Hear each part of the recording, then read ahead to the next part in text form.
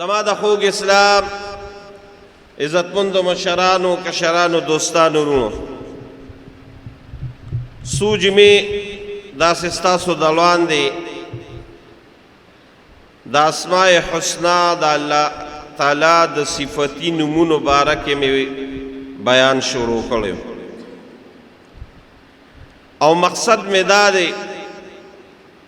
چونکه زمونږ استاد خالق مالک رازق مشکل کشو حاجت روا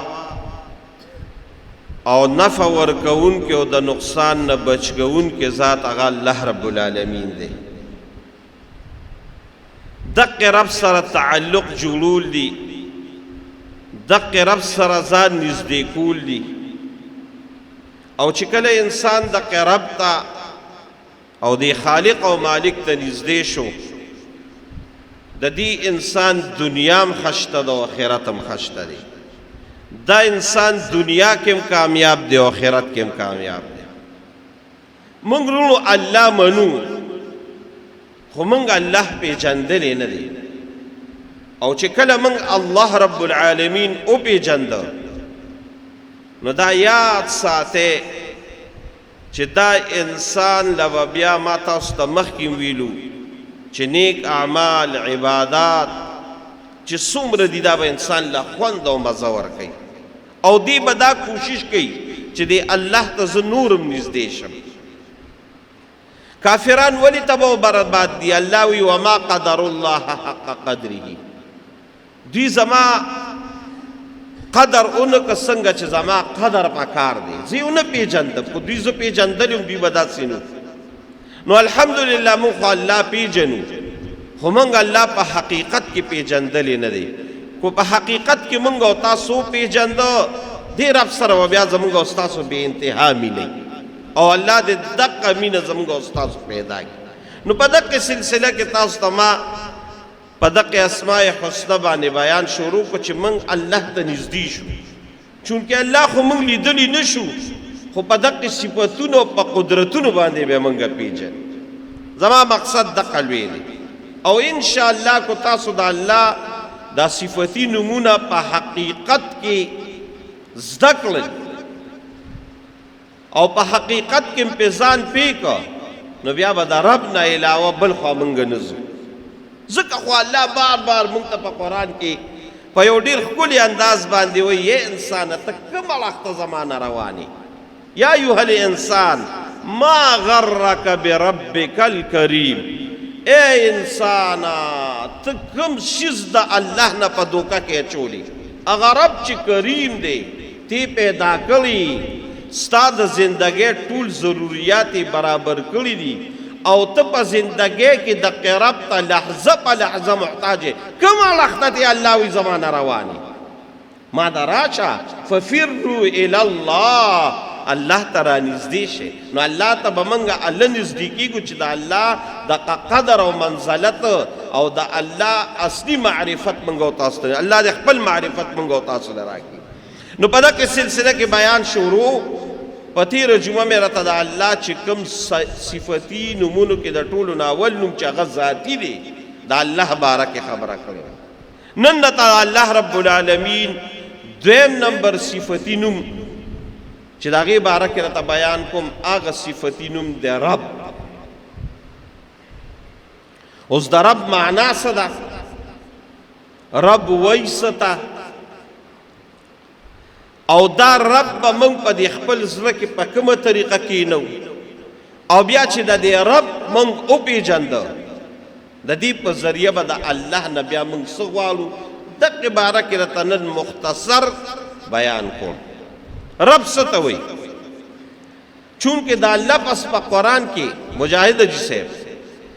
زمونږ په دې قرآن کې چې په دې کوم زمونږ قرآن مجید دی او په دې زمونږ ایمان دی د رب دا لفظ په قرآن شریف کې 9.5 کرته راغلی دی 950 ځله رب رب رب 950 ځله راغلی دی دا ولې 950 ځله چې د رب هغه حقیقت زمونږ په دې زړه کې کینی چې رب څه ته وایي د رب چې کومه معنا ده او موږ یې پښتو کې کوو چونکې زمونږ معاشره د پښتو ده نو پښتو کې به راته لګیا یم رب معنا پرورش کوونکی، چې پارسی خوانان ورته پروردگار وي، پروردگار پرورش کوونکی، پالونکی، مالک، آقا، دا د رب معنا ده. او زمونږ علما چې کومه معنا کوي هغه بل شان ده. د تفسیر علما چې معنا کوي هغه بل شان ده. هغه داسې ده چې انشاء شیئا حالا بحال الى تمام الکمال. د رب معنا وی داسې کوي چې یو څیز پیدا کول، خو په داسې طریقه پیدا کول چې هغه د نیش نه ته شروع کی او درجه په درجه ته اوچته الی حد الکمال، او کمال ته ورسه. یو څیز پیدا کول چې نیست او هغه بیا درجن په درجن، حالن په حالن تا روان کو الی حد تمام،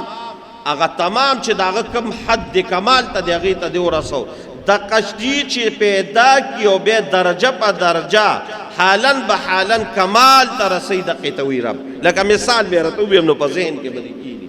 مثال به داسې عالم یو مثال لتعالی، لکه مثال په تور باندې د غنم یا د جوار دا دانه ده،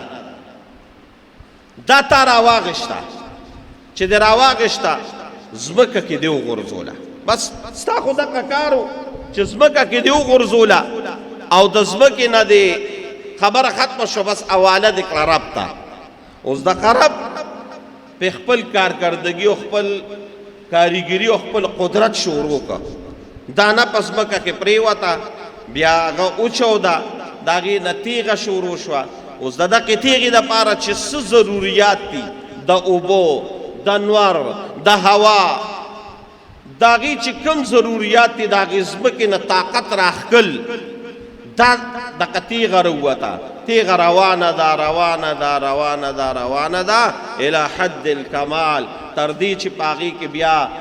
تنه وشوه، د تنې نه پس پکې زیلې وشوې، د زیلې نه پس پکې دانه روانه شوه، دانه رو روانه ده، پخیږي حتی چې ستا په ژبه کې تا ته ویمه تا اورودله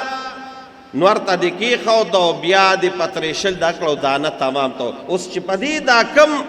ډیوریشن، دا کمې مرحلې تېرې شوي دي د نیس د کمال ته ورسوله، دا چا ورسوله؟ رب العالمین ورسوله. دې مثال به راته ووایي. دا انسان دی، انسان نیست شته نه. هل اتى على الانسان حين من الدهر لم يكن شيئا مذكورا. اسمنو الله ستا د پیدایش فیصله وکړه. فیصله څنګه وشوه؟ هو انشأکم من الارض. ته په دې کائنات کې خور وي. څنګه خور وي؟ د هغې مختلف توجیحات دي، وخت نشته نه کوم راته.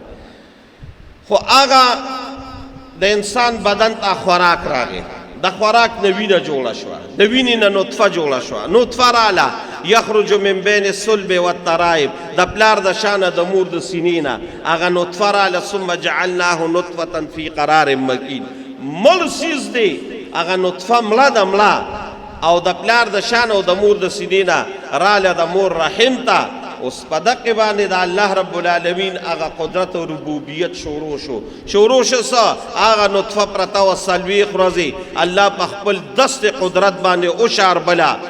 د هغې نه پس ثم خلقنا النطفة علقة فخلقنا العلقة مضغة فخلقنا المضغة عظاما فكسونا العظام لحما ثم انشأناه خلقا آخر ثم السبيل يسره هو الذي يصوركم في الأرحام كيف يشاء. شکل د مور په ګېډه کې درک او ته دقه شان درجه په درجه روان ثم السبیل یسره، بیا راته الله لاره اسانه کړه، ته دنیا ته رالې، بیا یو پوټیني سمسې شان وي، سټ باندې چې دا مور به دې واغې، سټ به دې داسې لاړه. الله هغه خپل ربوبیت دغه کړی دی. د مور په دې ګېډه کې تا له خوراک میلو شوی دی، تا ته اکسیجن میلو شوی دی، ستا د بدن چې څه ضروریاتو د مور په ګېډه کې د قوه 8 9 10 11 میاشتې الله تعالی درکولې، بیا دنیا ته رالې، بیا تا ته مووي او سمسې شان وي، خوراک په دې مور سینې ته واچولې دا پته نه و چې زه به سینه څنګه راودمه څنګه به دا پی ما ته راځي الله راته هغه طریقې په زړه کې برابر کړي لګیا وي خوراک 2 کاله دې د مور سینه وخوړه د هغې نه پس لګیا وي خوراک حد دې تمام یو کټه انسان نه جوړ شو دقه چې نه وي او الله را جوړ کړي او فیصلې رانه وکړه او درجه په درجه د خپل رب العالمین د باندې خپل دست قدرت روان کو او تی تمام طور رسولي دقه چې د نیس نه انسان کامل انسان کدا چاک رب العالمین دقه ته وی رب دا مې ته آسانه معنا وکړه نو دا رب معنا دا ده اوس دا رب زمو ستا رب دی نه د دې رب دا انتها نشته او ته چې څنګه سورت فاتحه شروع کې نو سوې الحمدلله رب العالمین دا خو تا ته ما 2 مثال یاد کړل دا رب د عالمینو رب دی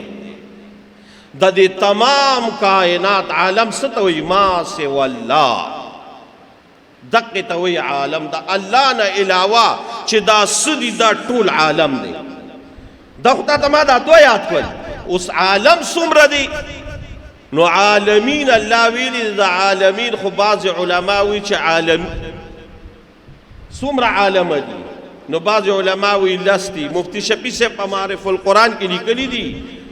وی د ابو سعید خدری رضی الله تعالی عنہ پر روایت باندې وی سلویق زرع عالم دي سلویق زرع عالم خو د الله رب العالمین عالمونو پته نه لګي ځکه چې کو د الله مخلوقات مونږ شمیر وکنه مونږ یو دا چې مونږ او تاسو پکې اوسو د دې نه علاوه عالم حیوانات د حیواناتو یو بیل عالم دی د حشراتو یو بیل عالم دی څومره د الله مخلوقات دي هر یو چې دی دا د الله رب العالمین یو عالم دی ځکه خو الله رب العالمین وی سنريهم آیاتنا فی الآفاق وفي انفسهم سنريهم آیاتنا فی الآفاق وفي انفسهم حتى يتبين لهم الحق انه الحق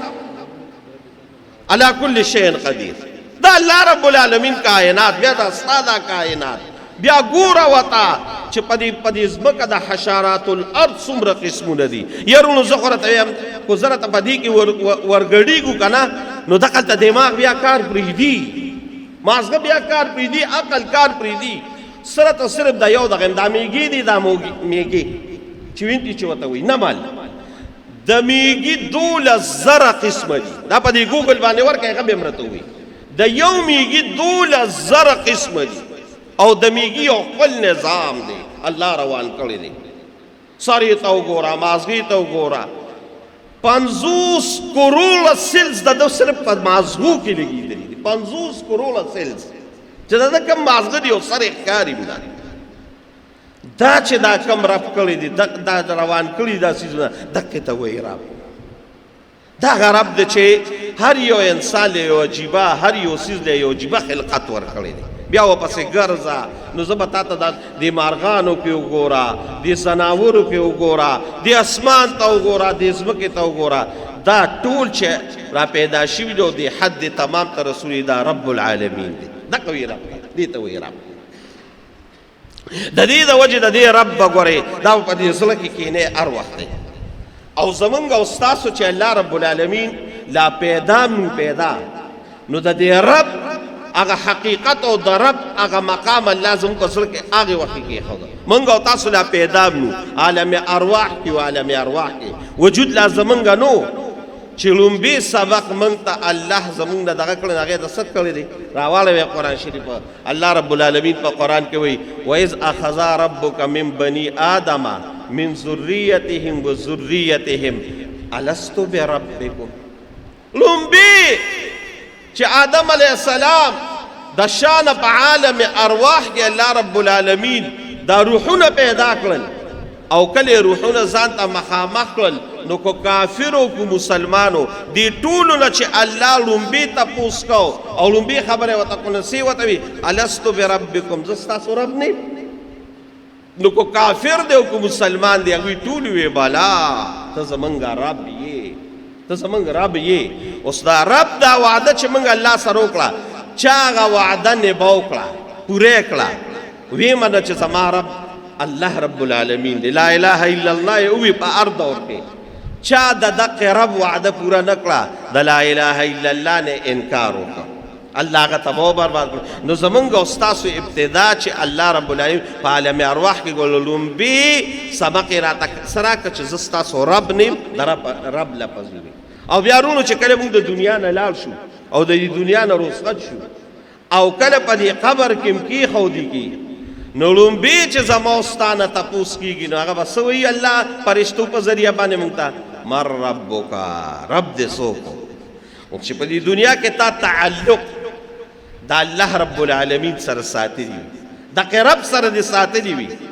نو د دغه رب صفات په ته شروع کې چې ربي الله زما رب الله دی دغه دا رب ما په دنیا کې پیژندلو د دې رب ربوبیت ما په دنیا کې پیژندلو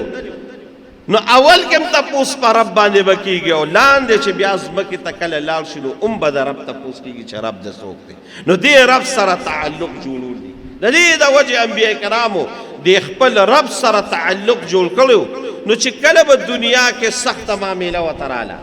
کله به رب ته سوال کو کله به د رب نه غوښتنه کوله نو په دقې لفظ به وي ربنا ای زمونږ رب تو ګوره دا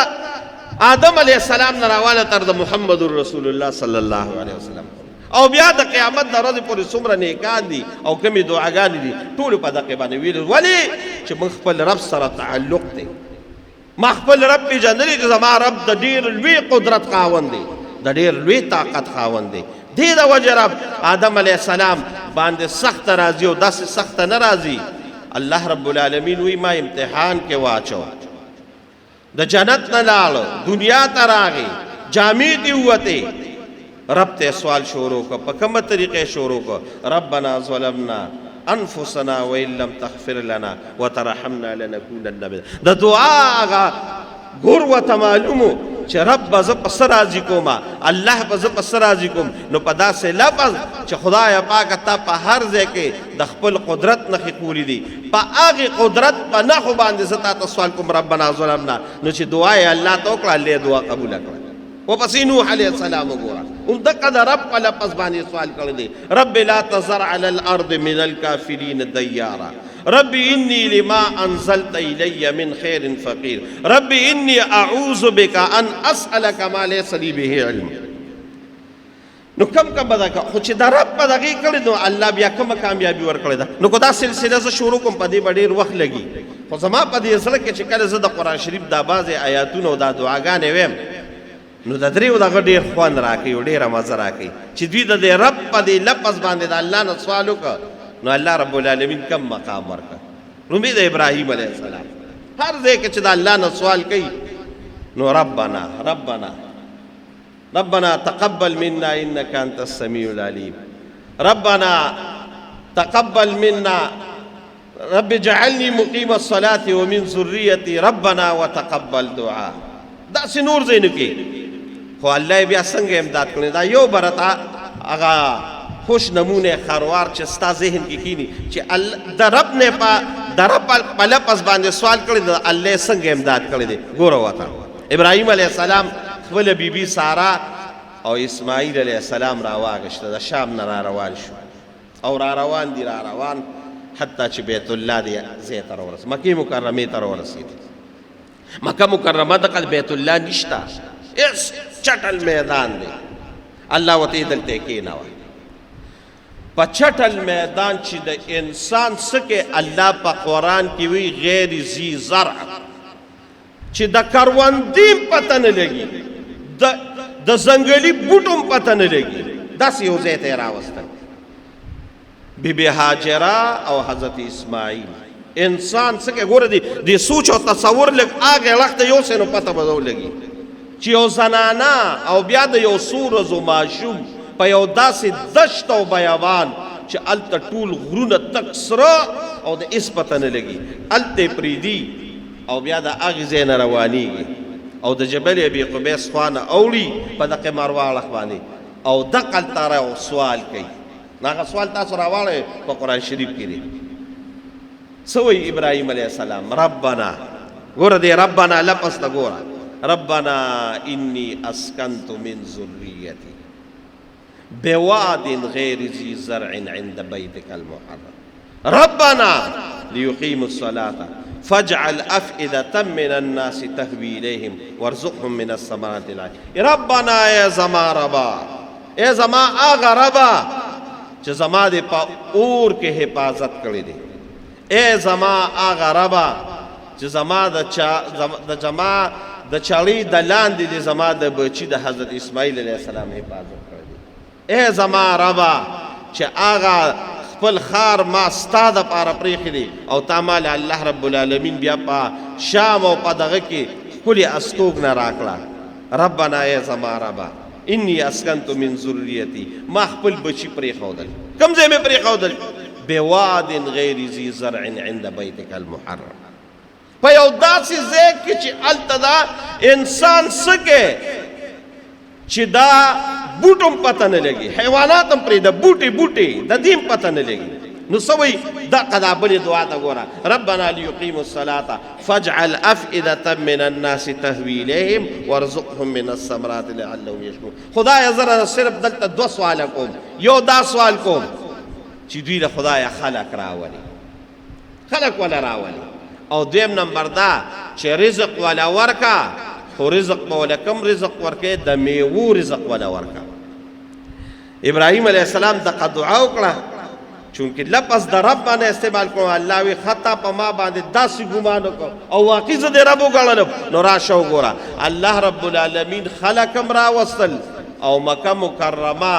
چې دشت او بیابانونه دی او غیر ذی زرع دی د دنیا کومه میوه چې ته ګورې هغه تا ته په بیت الله کې میلاوي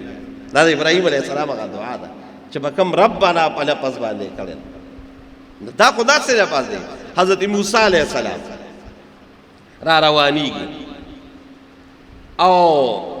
د فرعون په دربار کې یو کس ته د لاسونو پناه خطا کې وفات شو مړ شو چې مړ شو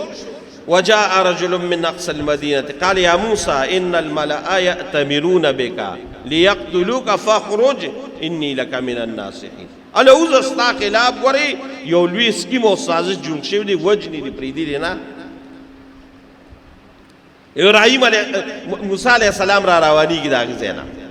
او کم خوا راځي مدین ته راځي قرآن شریف کې دا واقعا ده خو زه تا ته صرف د رب دا لفظ وایم چې الله به څنګه امداد بیا کوي خو چې دا رب دی وپېژنده چې واقعي رب زما رب دی ولما توجه تلقاء مدین قال عسى ربي ان يهديني سواء السبيل راغې د مدین په اړخ باندې اتلس ورځې مزل یې وکړ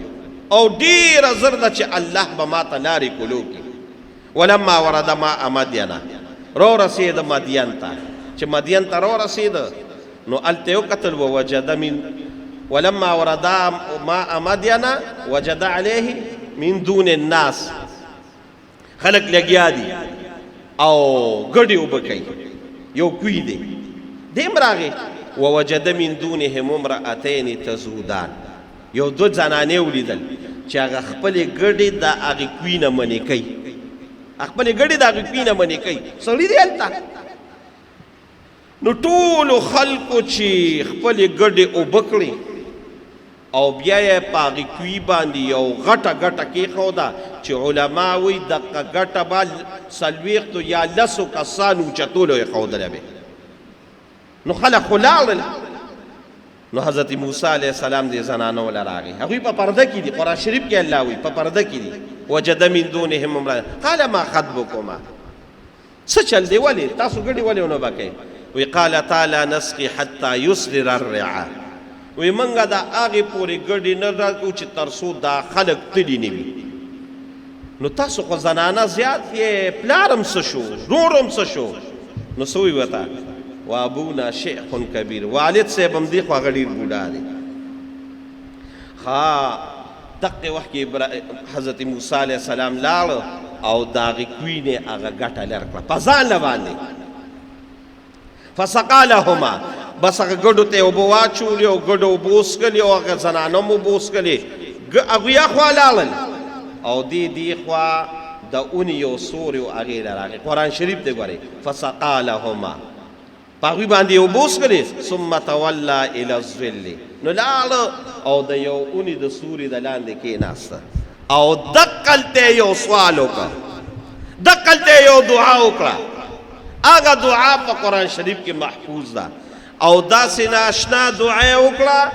داسې خشته دعا وکړه چې د هغې دعا اثر الله رب العالمین بیا څوک او په کومه طریقې قبول کړه نو وویره ثم تولى الى الظل فقال ربي إني لما أنزلت إلي من خير فقير الله أكبر رب زما ربا تا خو زما داسې پرورش کړی دی چې د دشمن په کور کې دې زما پرورش وکړه د دشمن په غیږ کې دې زما پرورش وکړه ته خو هغه رب یې ای ربه تا ته نن بل یو سوال کوم ربي إني لما أنزلت إلي من خير فقير نن بینوا راغلی نه مې کورنۍ شته نه مې رونه شته نه مې نور څوک شته دوستان یاران شته سیوا ستانه نو رب یې زما ربه انی انزلت الی من خیر فقیر چې کم خیر ته زما ته رارسې او زما خو پتا دا 100% یقین دی چې ما ته به خیر رارسې خو نن دی هغې خیر ته زه ډېر محتاج یم ما ته راورسې خدایه خیر رب دا رب دا لفظ چوی رب انی انزلت الی من خیر فقیر یا خدای پاک زستا خیر ته نن ډیر محتاج یم الله وی زه دې په رب لفظ یاد کړم نو اوس زما هغه انعام وګوره اوس زما هغه بدلم ګوره ما ته دې رب ووي نو دا رب هغه انعام اوس دا ګوره چې جینکې کور ته لاړې زه ته مختصر ویم دا د قرآن شریف دا واقعه ده پلار ورته نن څنګه چل دی ګډ یم ډېرې خشته اوبه دي په وخت هم رالی څه چلو شو وی بابا نن خو ناشنا واقعه شوې ده وی څنګه وی یو مسافر انسان راغلی دی خو الله وله ناشنا طاقت ورکړی دی زبردست طاقت یې وله ورکړی دی او په یوازې باندې هغه ګټم لرکه هغه بورقه چې لسو کسانو به راوښکله په ځان یې راوښکله موږ له هغه اوبه ګډیم خړو کړې ګډیم راله اوبه کړې او دقه شان بیا په هغې کوي دغه هم کې خو مونږ ځکه نن په وخت راغلي یو خو ښکارېږي چې مسافر دی دا حضرت شعیب علیه السلام ورشه مال یې راولې موسی علیه السلام یې راوسته د قرآن شریف اوږده واقعه ده او بیا ځان سره کینو او د هغه حقانیت د هغه پرده د هغه طاقت چې وکته وی ته به موږ سري تعالی الله رب العالمین نجوت من القوم الظالمین زه نجات درکړې د قوم ظالم نه ما سري به لس کاله به ما سره ګډې سره او زما خدمت به کې ګډې پې نه سرولې خو د پیغمبر دی وخت د 13 کالو دی لس کاله د حضرت شعیب علیه السلام خدمت کو د پیغمبري چې کوم هغه طریقې وي او د پیغمبري هغه کم دغه هغه وته ټول خول لس کاله پسې ول لورم ورکړه او الله ولا الت په سر باندې نه بو تاجم کې خو دعا کړې رب انی لما انزلت الی من خیر دا رب لفظ خدا سے نه دی دی باندې چې الله ته دعا وکړه الله به د ناشنا دعا قبلې او دریم نمبر چې مې په زړه کې ویښته را باندې په دې بدن باندې ودرئ چې د دې رب په دې لفظ باندې ډېرې دعاګانې شوي دي مالا زه ټول قرآن ډک دی حضرت سلیمان علیه السلام ته وګوره که نه رب هب لی ملکا لا ینبغي لاحد من بعدي د رب په لفظ باندې الله ته دعا وکړه وی خدای باچۍ راکړي خو داسې باچۍ راکړي چې نه دې مخکې چاله ورکړي او نه یې وروستو چاله ورکړي د رب پس په دغه چې نو الله ولا داسې باچۍ ورکړه چې مخکې چاله ورکړی و نه بیا وروستو چاله ورکړي نو ډېر ځایونه داسې دي خو یو ځای داسې دی چې هغه ډېر ته وایي چې د دې رب په دې لفظ باندې دا دعا وکړه که نه نو ناشنا دعا یې کړې ده فرعون ظالم باچا او د فرعون د موسی علیه السلام سره مقابلې شوي دي ډېرې بیا موسی علیه السلام ورسره هم مقابلې کړې دي خو د فرعون په کور کې یو زنانه وه چې د هغې نوم و حضرت آسیه او دا د فرعون ښځه وه خو دا یاد ساتئ چې د فرعون خو یو دې سره ډېر انتهایي محبت و ډېره زیاته یې خوښه وه او چې څه به دې وي منل به دې واقعه کې د حضرت موسی علیه السلام کله چې د دوی کور ته راورسېده په صندوق کې او صندوق یې کولو کو وقالت امرأة فرعون فرعون ویله شابه زر روړی چې دا جوړ هغه ماشوم دی دا ورته وایي وقالت امرأة فرعون قرة عین لي ولک دا خو زموږ ستا د سترګو یخوالی به عسى ان ينفعنا او نتخذه ولدا وهم لا يشعرون موږ به په اولاد باندې ونیسو دا به زموږ دپاره ډېر ښي خو الله وایي نه پوهېدل چې زه به څه کوم نو فرعون یې ومنله ځکه مینه محبت یې ورسره ډېر زیات و ډېره زیاته یې خوښه وه خو دا یاد ساتئ ګورې دا فرعون چېرته د اسیې بیبي ته رالنډ شوی نه دی بس هسې ډېره زیاته خوښه وه ډېره مینه محبت یې ورسره ښځه یې بهر کیف آخری خبره العرض دا چې آسیې بیبي حضرت موسی علیه السلام باندې ایمان راوړ او د هغې ایمان پته فرعون ته ولګېده چې آسیې بیبي ایمان راوړی دی اول یې هغه وینځه وه هغه وینځه د لاس د ګمنځ پرېوته وي هغې وي یا الله او چې هغې وي یا الله خیر فرعون لور ورته وي ښه ته زما د پلار نه علاوه بل رب مانې نو اول یې هغه شهیده کړه او د هغې نه پس اسیې ورته وي دا د څه ظلم وکړه چې یو زنانه سره یې دا چل وکړو وایي زه یې د خدای باندې نه منلو وایي زه خو هم تا په خدای باندې نه منم بس فرعون آگ بګوله شو سور شو د غصې نه سره د دې چې څومره مینه یې ورسره وی تاله به زه عبرتناکه سزا در کوم اول یې قیده کړه وی ایمان پرېږده پرې نه ښوده بیا یې رونیوله او هغه هر څه ترې واخېستل هغه چې څه د هغې هغه کالي او هر څه ترې واخېستل دی بیا اخره کې خبره دې ته راورسېده په روایاتو کې راځي چې دا آسیه بیبي یې رونیوله او ورته یې وي ما رب ومنه هغې ورته تا رب نه منم نو څه چل یې وکړه په دې لاسونو په دې خپو یې ولې میخونه ټکوال او د بدن دا غوښې یې تېلر کړه څرمن یې تېلر کړه او بیا اخره کې هغه څه چې تا کومې خبرې له راولم هغه دا وه چې د ده دا محل د دریاب په خوا کې وه نو دا خو په محل کې دغه وه شهزادګۍ وه نو هغه محل یې ورته داسې مخامخ کړه او ورته وی دا کالی او دا هر څه ورته مخې ته کېده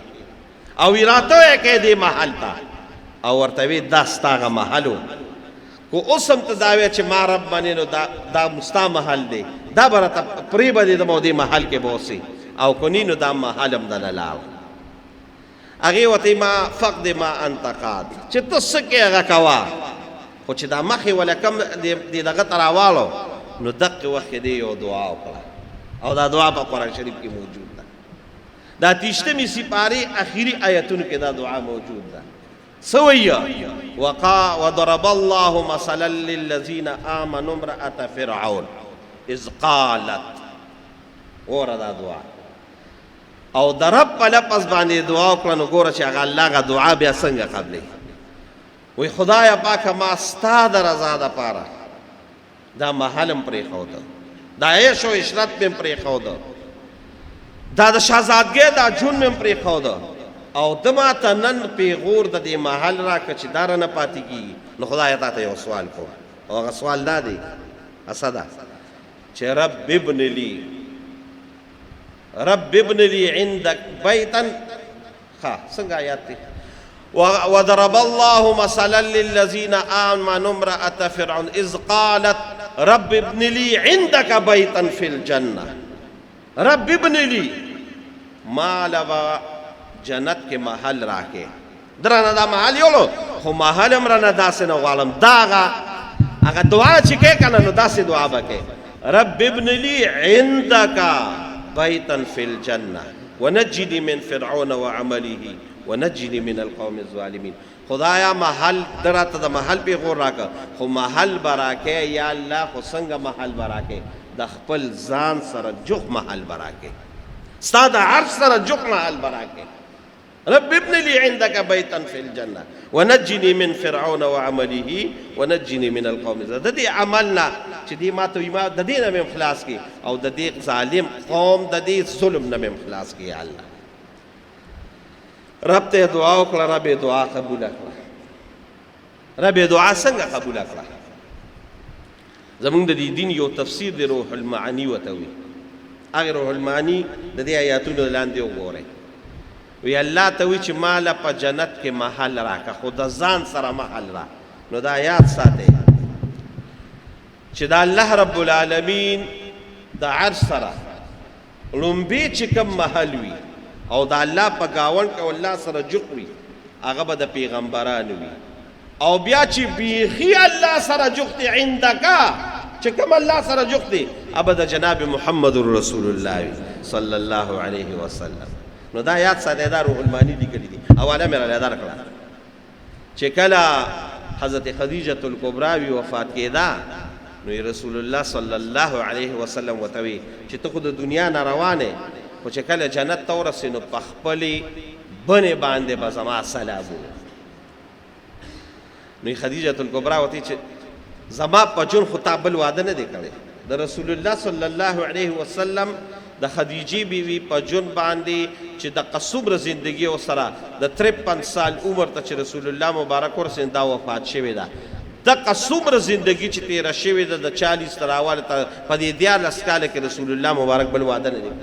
ټول اولاد سیوا د ابراهیم نه دا ټول د بیبي خدیجه الکبرا نه پیدا دي. نو خدیجه الکبرا وته وی چې تا خو زما په جون باندې بل واده نه کړ دا بنه مې سوکتا نو یا الله رب العالمین بمالا په جنت کې زما او د بیبي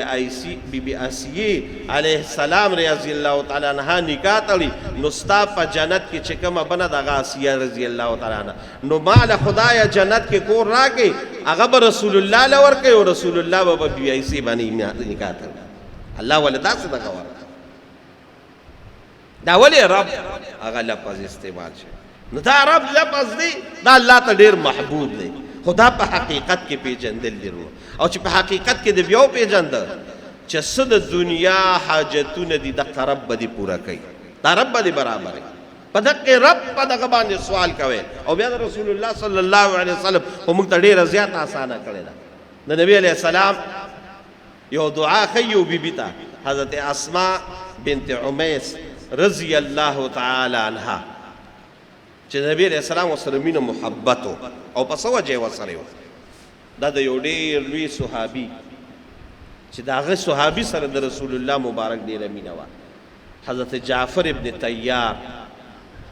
رضی الله تعالی عنه چې دا د حضرت علی رضی الله تعالی عنه ورور او د نبی علیہ السلام جعفر رضی الله تعالی عنه سره ډېره مینه وه څومره مینه وه یو جلک یې راته خیم سره د 2 ځله هجرت کړی دی یو ځل حبشې ته هجرت کړو نو چې کله حبشې ته هجرت وکړو نو چې د حبشې نه کله واپس شو او په کوم ورځ مدینې منورې ته راورسېدو نو په دغه ورځ رسول الله صلی الله علیه وسلم د خیبر نه واپس شو د خیبر فتح الله کړی وه خیبر د مدینې منورې نه تقریبا 200 یا 200 کیلومتره لرې یو ځای دی او دا د یهودو قلاګانې دي هلته اوس هم شته زه خیبر ته تللی یم چې د یهودو کمې قلاګانې دي نن هم په خیبر کې موجود دي هغه لویه قلا چې حضرت علی رضی الله تعالی عنه فتح کړی نن هم هغه قلا موجود ده او تاسو ته ما مخکې یو ځل ویلو چې د الله رب العالمین یو عجیبه شان دی او بالکل د الله دا قدرتونه به هلته ووینئ احد ته چې لاړ شي په تېره جمعه نه یا بله جمعه ممکنه ته ملو چې بدر ته لاړ شي خندق ته لاړ شي عجیبه کیفیات دي عجیبه کیفیات دي او کله چې خیبر ته لاړ شي نو دا یوازې ما نه دا ما د ډېرو علماو نه اورېدلي دي ما د حضرت شیخ صاحب نه په دې خپلو غوږونو مې اورېدلي او ما ورته دا ورته اول مه وویل شیخ صاحب بالکل دا حقیقت دی نن هم چې خیبر ته سړی لاړ شي او د خیبر په دې قلاګانو کې ګرځي نو د خیبر هغه کمې قلاګانې هغه نحوست به اوس هم ته محسوسوي بالکل زړه به دې تنګ شي چې زر د دې ځای نه وځم نو خیبر چې کله فتح شو په دقه ورځ باندې جعفر ابن طیار هم راغی رسول الله مبارک ته چې کله پته ولګېده د خپل مسجد نه راووته لارې ته ورته راووته او دې په دې تندي باندې ښکلې کړه باقاعده په روایت او حدیثو کې راځي او بیا ورته وی جعفره پیغم نه چې ستا په راتلو زه زیات خوشحاله یم خو د خیبر په فتح باندې زیات خوشحاله یم دا ما ته پته نه لګي دومره ورسره رسول الله مبارک مینه او محبت او دی په غزوه موته کې شهید شوی دی او د دا دواړه لاسونه هغه وخت کې لاړل چې د په لاس کې جنډه وه ناول یو لاس کې جنډا واغشته بیا بل لاس کې نو دواړه لاسونه ته کافرانو واله نو دې داسې بونډې پاتې شو او بیا د هغې نه پس شهادت هم ورته نصیب شو رسول الله مبارک د ده په شهادت ډېر خپه او دا په روایاتو کې راغلي او دقې نه زموږ د علما استنباط هم کوي چې د مړي والا کور ته دا 3 ورځې خوراک لیږل رسول الله مبارک وکړو جعفر کور ته ولیږل نو چې کله دی شهید شو نو یو ځل رسول الله مبارک صحابو سره ناست دی دا په حدیثو کې دي چې صحابو سره ناست دی نو ناګهانه نبی علیہ السلام داسې بر وکتل او چې بر یې وکتل نو وی وعلیکم السلام بیا وی وعلیکم السلام صحابو وی دا څوک تیر شو مونږ خو څوک نه نو رسول الله مبارک ورته وی دا حضرت جبریل او حضرت میکائیل هغوی په هغه خپلو وزرو باندې روانو الوتله او ما په دې خپلو سترګو باندې ولیدل چې زما د تر زوی په غزوه موته کې لاسونه لاړل نو الله رب العالمین ول د هغې لاسونو په بدله کې ول 2 وزرې الله ورکړي دي په هغې باندې لیدل د هغې نه پس دی جعفر تیار شو 2 وزر والا نو د ده بیبي و حضرت اسماء بنت عمیس نو رسول الله مبارک هغه سره ډېره مینه وه د هغې د وجې دې خاندان سره مینه ډېره وه نو یو ځل یې ورته وي اسما دا په ابوداود شریف کې دا حدیث شته وی اسما یو داسې کلمه راته نه ښیم چې الله ستا ټول غمونه ختم کړي چې هغه وویل اسما بیبي یو داسې کلمه راته نه ښیم چې د هغې د برکته الله ستا ټول مشکلات ختم کړي او یو داسې کلمه راته نه ښیم چې د هغې د برکته الله ستا ټول حاجتونه برابر کړي الله اکبر عمده الفاظ دي دا الفاظ وی ګورئ حدیثو کې دا 3 واړه الفاظ راغلي دي چې د هغې د برکته شدت لفظ راغلی دی د هم لفظ راغلی دی د غم لفظ راغلی دی باقاعده حدیثو کې داسې دي داسې کلمه راته نه ښیم و یا رسول الله خیراته او دا قسمه په دې طریقه رسول الله مبارک خپل اهل بیت هم راجمع کړل او ورته یې داسې یو کلمه راته نه ښیم چې الله ستاسو غمونه ستاسو پریشانۍ ستاسو څه مصیبتونه دي الله دا ختم کړي او څومره حاجتونه دي الله یې پوره کړي وی وښایه اهل بیت هم ورته وي نو اسما بیبي ته وی رسول الله مبارک وی دا کلمه ډېره زیاته وایه الله به دې ټول غمونه ختم کړي د دې رب دا دغه راته ویم الله الله ربي لا اشرك به شيئا وفي روايه لا اشرك له شيئا الله الله ربي لا اشرك به شيئا دا داسې یو کلمه ده چې د دې د برکته به د الله ټول غمونه ختم کړي الله الله زما الله زما کوم الله ربي چې زما رب دی لا اشرک بی شیئا دې رب سره زه نور څه شریکوم د دې رب د لفظ د برکته به الله ستا ټول حاجتونه مصیبتونه ختم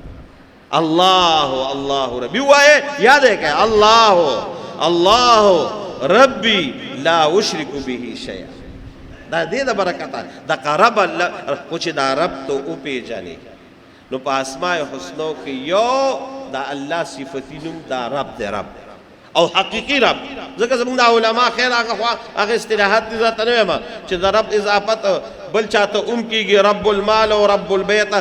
خو حقیقي رب زموږ څوک دی هغه الله رب العالمین او دغه رب چې د نیس نه تر واغشته او انتها ته ورسولي او په هر لحظه او هر لمحه کې تو ته محتاج او ستا ټول ضرورتونه د رب برابر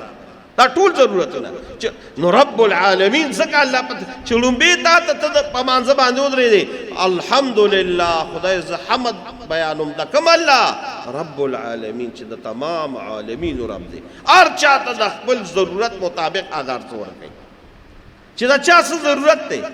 د میږي ما تاسو ته مخکې ویلو د میږي د ټول کال خوراک سلیمان علیه السلام ته تپوس کړی څومره دی یو دانه د غنم یو دانه د غنم د ټول کال خوراک دی او زه تا ته هسې خو داسې نه یم چې دا رب دا میږي دی دته چې کله دا یو دانه میلو شي که نه نو دی دا دانه راولي په منځ یې نیمه کې نو چا ورته دا ولې نیمې دا ولې نیمې وی دا د دې د وجې نه چې دا زه په ځمکه باندې کېدم نو هسې نه چې زرغونه شي دا زه په منځ باندې نیمه کړم نو چې نیمه شي بیا نه زرغونې الله د هغه زړه کې دام ورچولي نو د یو کال خوراک د هغه څه دی د غنم یو دانه او دقه رب دی چې بعض مخلوقاتو له خوراک هم ورکوي. نو څومره خوراک ورکوي؟ په دې سمندر کې یو کب دی، د هغه نوم دی ویل مچھلی، ډولفن ورته دوی وایي، ویل مچھلی. ویل مچھلی هغه وجود هغه دغه راته نه یم، خو د هغه یو وخت خوراک څومره دی؟ 90 ټن خوراک هغه په یو وخت باندې کوي غالبا. 90 ټن خوراک په یو وخت باندې، په یو ټن کې 30 کیلو دي، 30 منه په یو ټن کې 30 منه. نو ته 30 منو له بیا 90 کې سره ورکا، نو دا په زرګونو کیلو دي. الله اغلم ورکوي، ولې؟ رب دې کنه، رب العالمین دې کنه. نو دا رب په دې زړه کې کېناوه، او چې کله دې کېنول د دقه رب په دغه باندې سوالونه کوه. قرآن شریف کې بیا ډېرې ښکلې دعاګانې دي، ربنا لا تؤاخذنا، ربنا ظلمنا انفسنا، ډېرې ښکلې دعاګانې دي. او ما خو تا ته وایي چې زه تا ته کم اوس مثال درکم چې چا په دې باندې سوال کړی نو څنګه سوالونه دي قبل. اصحاب کهف ته وګوره کنه، راپاسي او یو دعا کوي، خدای پاک ربنا آتنا من لدنک رحمتا وهیئ لنا من امرنا رشدا. خدایا ډیر لوی جابر باچا سره مقابله رااله، خو آتنا من لدنک رحمت، خپل جانب نه رحمت راکې، وهیئ لنا من امرنا رشدا. دا کار خو ډیر ګران دی، خو خدای ته راته آسان کی. نو الله رب العالمین یې څنګه حفاظت وکړو؟ په یو غار کې سملاستل، او الله ول زندگی ورکړه. څومره زندگی ورکړه؟ ولبثوا فی کهفهم 300 سنین وازدادوا 9. نه دا 309 د پاسه 300 کال عمر ولا ور، نه د پاسه 300 کال، 309 سال الله دکړل حفاظت یې وکړه. په کومه طریقه؟ ولې؟ رب ته سوال کو، ربنا ته. نو دغه رب سره به ان شاء الله تعلق جوړو، او دا رب په حقیقت کې په دې زړه کې کینو. نو بیا ته سوالونه کوا، بیا وسره تعلق جوړاوه، الله به په هر میدان کې حفاظت هم کوي او امداد هم کوي. دغه رب دا حقیقت ته الله زموږ استاد په زړونو کې کینی. درود شریف وایي. دلا ورجان ما موږ د پاره دعا وکړه، الله دې ول صحت او عافیت ورکړي. د پرمان اپریشن دې د صحت لپاره او ته دعا وکړه، الله رب العالمین دې ول صحت او عافیت ورکړي. او د روزګار د پاره ته دعا وکړه، الله دې ول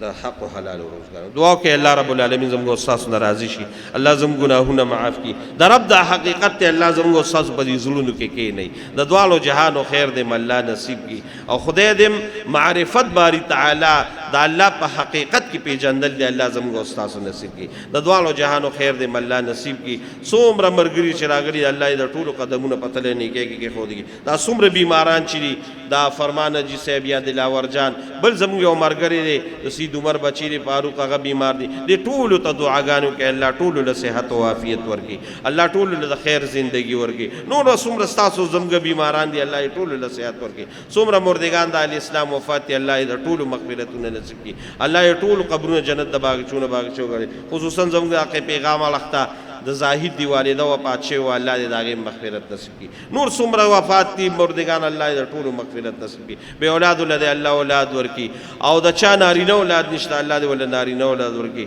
د چا بچی دی الله دې وتدا نیکان عالمان صالحان وکړي. الله دې زموږ استاد د دوه جهانو خیر نصیب کړي. او څومره بے روزګار دي دا مرګري چې چترالي غلي دي یا نور به نو کارو دي، الله دې ټولو د حق او حلال روزګارونه ورکړي. الله دې زموږ استاد د حلال او رزق فراخ کړي، او د حرام نه دې الله ساتي. د دوالو جهانو خیر دې نصیب کړي. کوم حاجانو حجاجو چې د حج ارادي کړی دي یا تللی دي، الہ العالمین دې دا کم چې نه تل په خیر او عافیت سره بوتلی کړي. او کم حاجان چې تللی دي الله دې التا